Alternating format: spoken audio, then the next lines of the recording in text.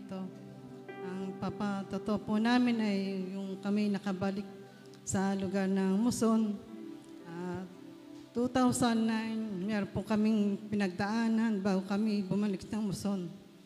Nagkaroon kami ng yung mga anak ko, nagkaroon ng mga butlig na malilit na makakati. Kaya sa ganong sitwasyon na kami nagpasya na bumalik sa Muson at doon nga na nakiusap ang aking asawa si Dennis na kami bumalik doon. At doon na kami nga bumalik at nagpapasalamat ako sa Panginoon sa 2009 na pag-iingat ng Panginoon sa amin dahil 2009, September 21, nandiyan na kami. Kaya 2006 at 2026, bumagyo ng Ondoy. Kaya nandoon ang pag-iingat, pagligtas ng Panginoon sa buhay ng bawat isa.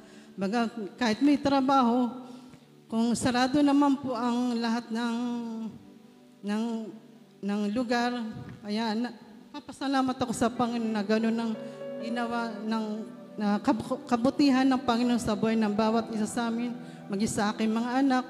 Kaya nandun po yung, at ngayon po ay patuloy na kami umaatin ng gawain kay Pastor Paing. At nandun na patuloy kami umaatin. At nandun yung kagaling na pinagkalob ng Panginoon sa buhay ng bawat isa na aking mga anak. At sila po'y 3 na.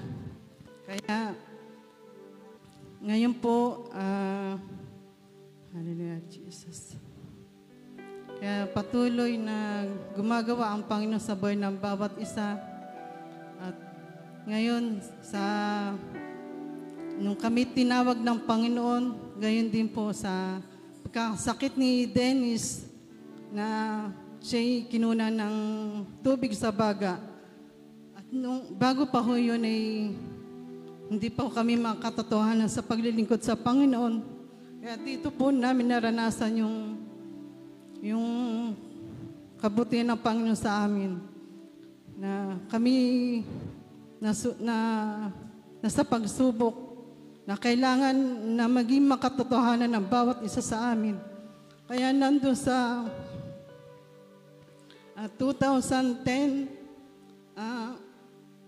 nakita ko ang kalagayan ni Dennis, isang linggo, lumalakad yung araw na yun na nakikita ko paano ang ubo niya. Matigas. At dumating na isang linggo, nagpasya ho kami na magpa-check up siya. At doon na kay Pastor Rafael ho kami nagpa-check up. At doon, at yung check up niya ngayon, lahat po na laboratory niya, doon nga po sa baga niya, nakita na maraming tubig ang baga niya. Kaya doon pa lang, nagpasya na po ang doktor na makuha na po siya ng tubig sa baga. At July 12, pinasok po siya. At nag-usap at August 12, July 12 po yun. Dinadala nga po kami sa Maynila, pero hindi po kami pumayag dahil malayo po. At ngayon po nag-usap po yung mag-asawa, yung mabiyanan ko, na kung saan dapat siya ilagay. Ako naman po ay dumadalangin kung saan siya dapat na maipasok. Dumadalangin ako na bigyan kami ng tamang lugar, tamang ospital na mapapasukan niya. Kaya po, nandoon na naisip ko sa medics na meron naman po espesyalista para sa kanyang baga. At nandoon po nagkaisang bawat isa sa amin na doon nga po namin siya ipasok. Kaya marami salamat po sa Panginoon sa mga pagtuturo niya sa buhay ng bawat isa sa amin na kung paano kami tinawag ng Panginoon. Kaya nandoon,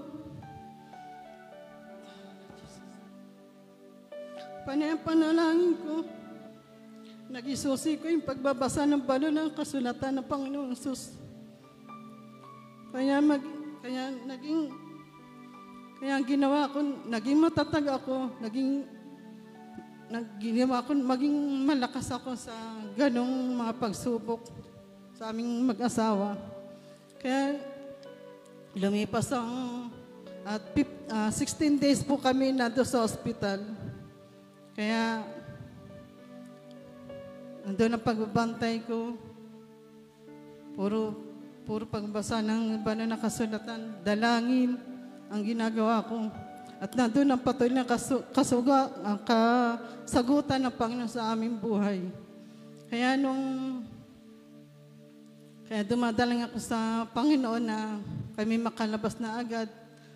August, kasi 16 days, August 3 kami nakalabas. Kaya bago pa ho yun, marami ding mga labanan sa loob ng ospital na yun. Nandun yung mga pagtatalo ng kanyang magulang siya dahil sa mga financial na kailanganin. Bagat may mga ginagamit po ang Panginoon dahil yung kanyang kapatid na nasa ibang bansa. Kaya nagpapasalamat ako sa Panginoon na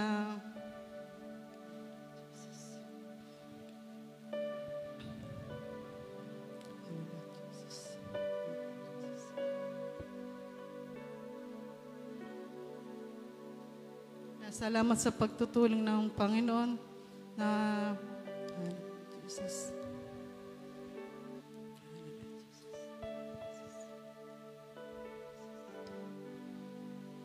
Kaya doon po na patuloy na dinadalangin ko ang bawat isa na kami makalabas ng audian. At yung araw po ng Miyerkules, bagamat yung kanyang tubig, huli na po na nalaman ko na ang tubig po pala pag pinalitan ng doktor, kailangan hindi tumaas po yun. Doon ko po nakita na, kaya po pala laging tumataas yung dahil doon po nakukuha sa kanilang pagtatalo. Kaya yun, doon ko po nakita. Kaya yung last na sabi ko sa doktor, pwede ba kami makalabas na? Kaya doon pinaliwanag ng doktor, kailangan, noong araw ng Miyerkules na yon, bago kami lumabas, pinalitan po niya yon. Nilagyan niya ng number 1 na tubig. Kaya kailangan wag po yung tumaas.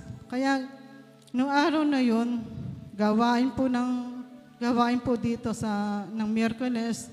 Kaya sabi ko, si nanay mo na lang umaten, ako na lang mag-aalaga sa iyo, ako na lang babantay sa iyo. Kaya simula nung Miyerkules, Huwebes, Biyernes, hindi na po tumaas yung tubig na yon.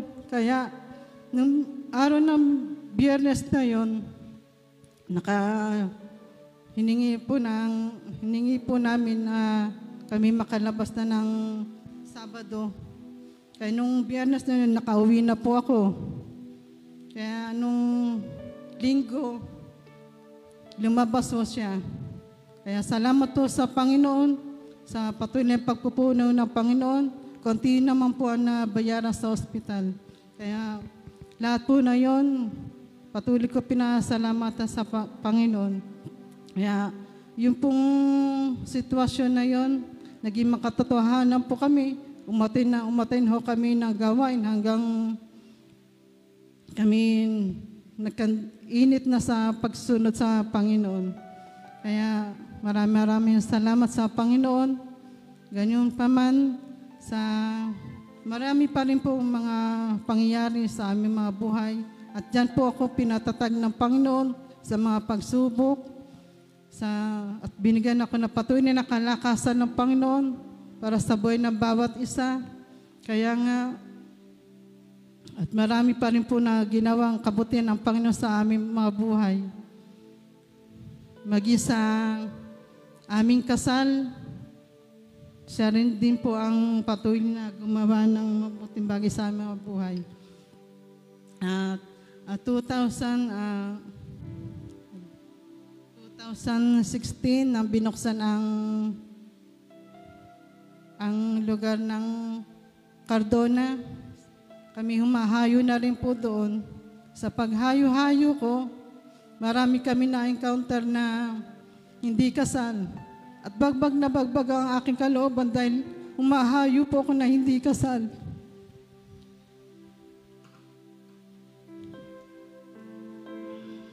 Kaya yun po, ginamit po si Ate Mina, bakit mahayo daw kami na hindi kasal. Kaya yun, nagpasyaw kami, na mag-asawa na kami magpakasal. Kaya inantay ko po na matapos ang paghayo namin sa Cardona. Kaya nayas ko po lahat ng dapat ayusin. Mga kapatid na po mga ginamit sa aming kasal. Kaya maraming salamat sa Panginoon, sa kabutihan niya, sa lahat ng mga tinuturo niya sa buhay ng bawat isa sa amin. Kaya yun, ang mga grupo po ang aming mga kinuha mga ninong. Kaya salamat sa pagpuno niya. Lahat po nun, wala kaming inilabas kundi yung senumar lang ang aming ginastusan, pati yung marriage contract. Yun lang po. Sa mga, naman po, talaga wala ho kami. Talaga ang Diyos ang nagpuno lahat na yun. By faith lang po. Kaya yun po. Talagang napakabuti ng Panginoon sa buhay ng bawat isa sa amin. Ayun, natapos po ang kasal. At tuloy-tuloy po ang aming mga pagsunod sa Panginoon. Kaya maraming salamat sa Panginoon sa patuloy patuloy namin siya naranasan sa buhay ng bawat isa sa amin. Kaya nga po, may mga shaking sa lugar ng Muson at ito nga po kaya kami nanatili sa lugar na ito. Dahil nais namin na magpatuloy at manatili sa presensya ng Panginoon sa lugar nito ng ministeryo. Kaya purihin po natin ang Panginoon. Kaya ang Diyos ay napakabuting Diyos na siya'y napatuloy na magawa ng mabuting bagay sa buhay ng bawat isa sa atin. Kaya maraming salamat po sa Panginoon. Ito na lang po. Salamat po sa mabuting bagay na ginagawa ng Panginoon sa aming buhay. Thank you po.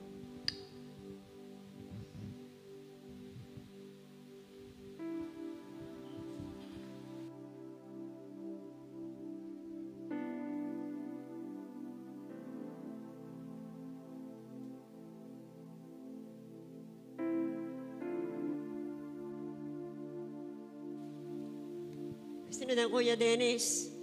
Kuya Dennis, nasaan ka? Pagtayo dito, kailangan matapang ka, Dennis, ha?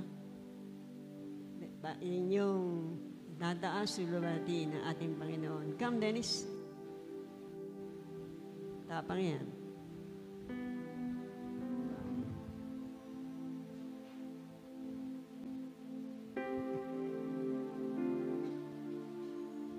Una, nagpapasalamat po sa Panginoon.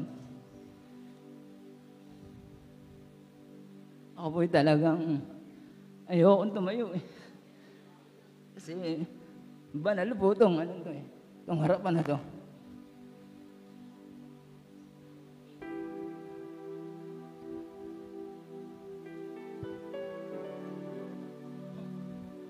Hindi ko alam talaga, nagtatanong ako sa Diyos kung ano sasabihin ko. Dahil sabi ko nga sa kanya, banal ang harapan na to.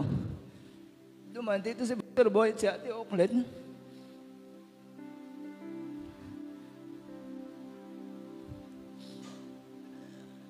Siya na kayo, iyakan talaga ako eh.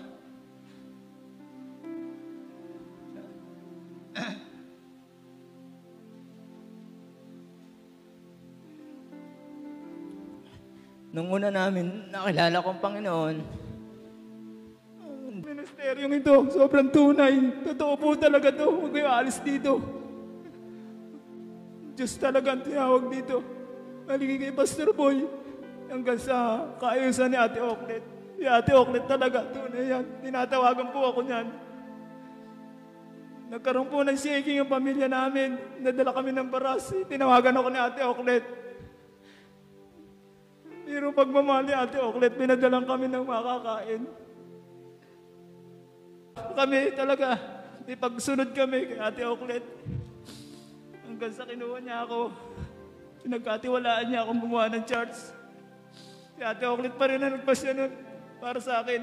Hanggang sa ngayon, si Brother Aris, i-share ko lang yung gawa sa Batangas ngayon, kung gaano kabuti ang Diyos. Alam niyo ba, ang gawa sa Batangas ngayon, sobrang pagpapala. Bawat bigasin ng bukang bibig ni Aris, lahat ng kausap niyang trabaho binibigay. Dahil totoo talaga. Totoo itong ministeryong ito. Kapasalamat din ako kay Doc. Nagkita kami ni Doc, hindi ko alam na ako tatayo talaga, Doc. Kaya nagtatanong ako sa Panginoon, Panginoon, dapat pa ako dito. Pero ito talaga, totoo to. Totoo itong Diyos na to. Totoo itong naranasan ko rito sa ministeryo ito. Kaya hindi kami iwalay rito. Nandito ang Diyos. Hindi ka pwedeng umalis. Kasi pag umalis ka, dumating ang Panginoon, hindi ka niya makikilala kahit nakagawa ka ng mga bagay na magaganda. Umalis ka doon ka hanapin ng Diyos eh. Walang bagay na inalisan mo. Dito ka pinanganak, dito mo nakilala ang Diyos. Basta aalis ka. Wala. Hindi nga makikilala ng Diyos pag dumating siya. Kaya nga ang Diyos ay Diyos ng kalinisan eh. Patotoo ko lang yung nangyari sa akin nung binahagi ng asawa ko nung nagkasakit ako. Si Ate Oklet pa rin na nag-ano noon kung saan kami pupunta. Sa ospital. Diyan kami dinala sa medics. Hindi kami iniiwanan ng anong talaga itong ministeryong ito. Nagpapasalamat ako kay Ate Oklet. Kabutihin niya, ginamit nga ako sa paggawa rin ng simbahan. Diyan sa Batangas at sa Bulacan. Salamat sa Panginoon. Hanggang ngayon, kinuha ko ni Kuya Aris pa rin. Kaya salamat sa iyo, Kuya Aris. Sa kabutihan mo sa pamilya ko, sa sambayanan ko, sa mga tulong mo. Kaya ang buhay namin, sabi ko sa Panginoon, kung wala, hindi namin nakilala to, baka maghiwalay na kami mag-asawa. Kung hindi ko nakilala to. Diyos to eh. Diyos to sabi ko nga sa Panginoon, tatanong ako. Tatakot na tumirin, banal nga ito. Sabi ko sa asawa ko, siya na lang.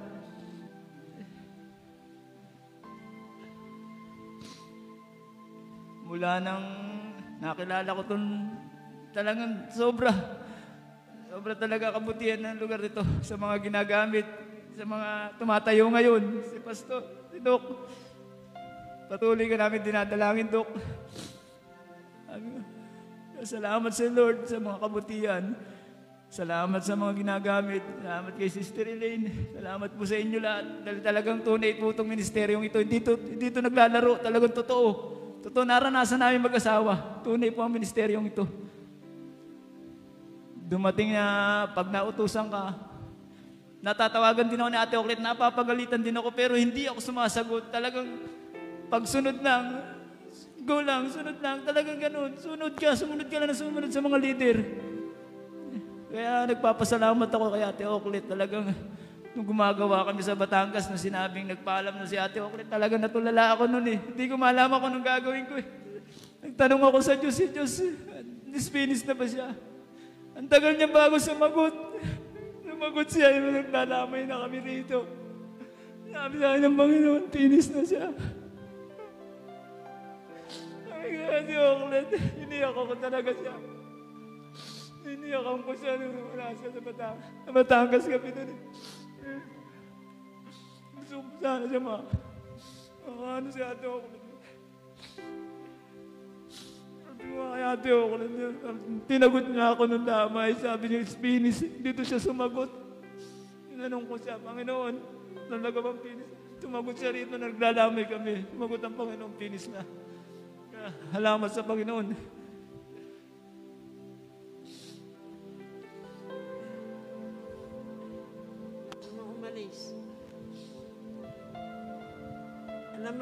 Panginoon natutuwa sa may bagbag na kalooban.